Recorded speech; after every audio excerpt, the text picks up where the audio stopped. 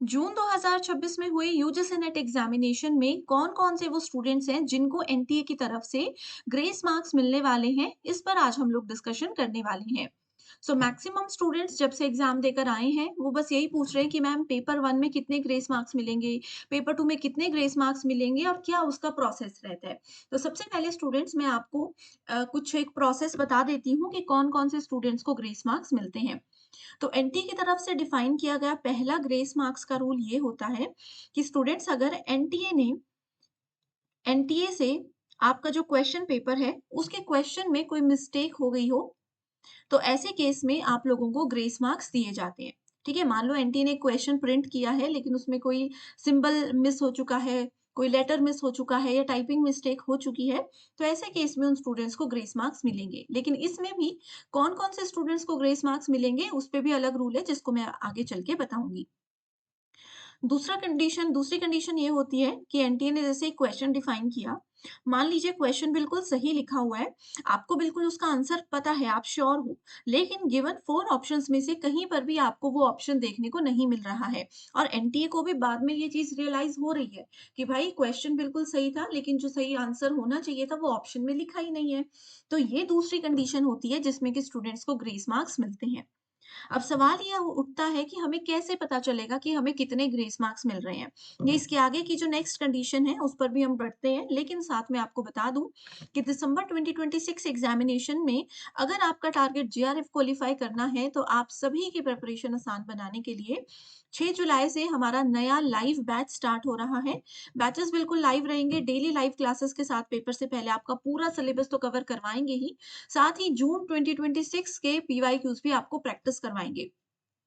अब देखिए स्टूडेंट, सबसे बड़ा फ़ायदा लाइव क्लास का ये होता है कि अगर आपको कहीं पर भी डाउट्स हैं तो आपको इंतज़ार नहीं करना पड़ेगा या कोई बुक में नहीं ढूँढना पड़ेगा। इमीडिएटली आप अपने टीचर से उन डाउट्स को क्लियर कर सकते हो। वो भी आसान ट्रिक्स के साथ आपको सारे कॉन्सेप्ट्स करवाते हैं।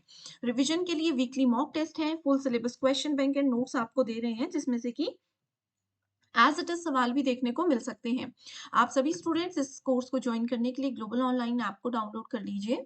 स्टोर सेक्शन पर सर्च बार में आपने लिखना है यूजीसी नेट दिसंबर 2026। कोर्स सामने आएगा, यहाँ पर स्टूडेंट्स लाइव क्लासेस हैं।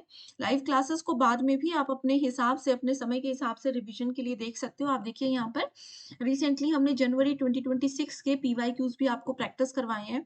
ठीक है, नेट एग्जाम का क्या पैटर्न है, कैसे क्वेश्चंस एग्जाम में आते हैं, हर चीज़ आपको इधर हम करवाते हैं। तो ये 2 नंबर्स भी दे रही हूँ, इन पर भी व्हाट्सएप पर कॉल या मैसेज करके जानकारी ले सकती हो।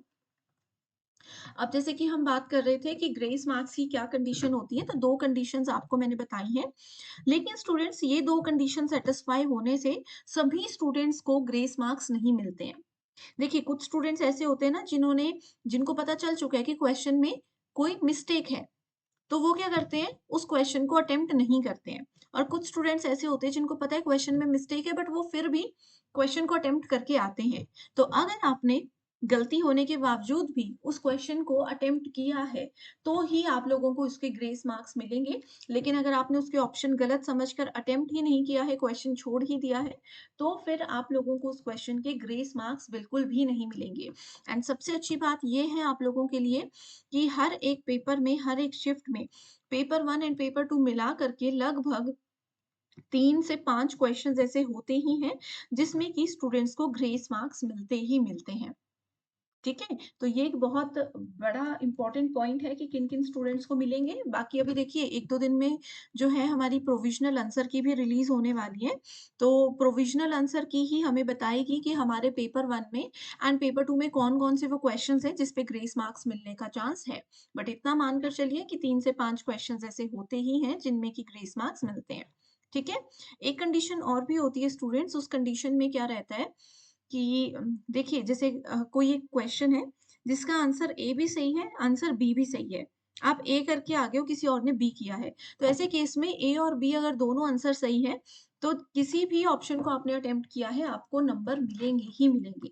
तो ये कुछ कंडीशंस होती हैं। 3 से 5 क्वेश्चंस जो हैं वो ग्रेस मार्क्स में ऑलमोस्ट हर शिफ्ट में रहते ही हैं। तो अगर आपने पूरा पेपर अटेम्प्ट किया है, तो ये मानकर चलिए कि आपके 3 से 5 क्वेश्चन ऊपर आपके बिल्कुल सही होने वाले हैं, ठीक है? बाकी आंसर की आएगी, क्वेश्चंस को चैलेंज करने का प्रोसेस पूरा शेयर करेंगे, जो कि आपके लिए बहुत ज़्यादा बेनिफिशियल होगा। ठीक है स्टूडेंट्स, तो इसी के साथ डिस्कशन को एंड कर रही हूँ।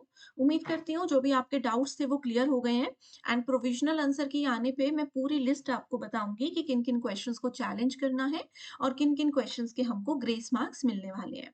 So all clear everyone, thank you so much and all the best.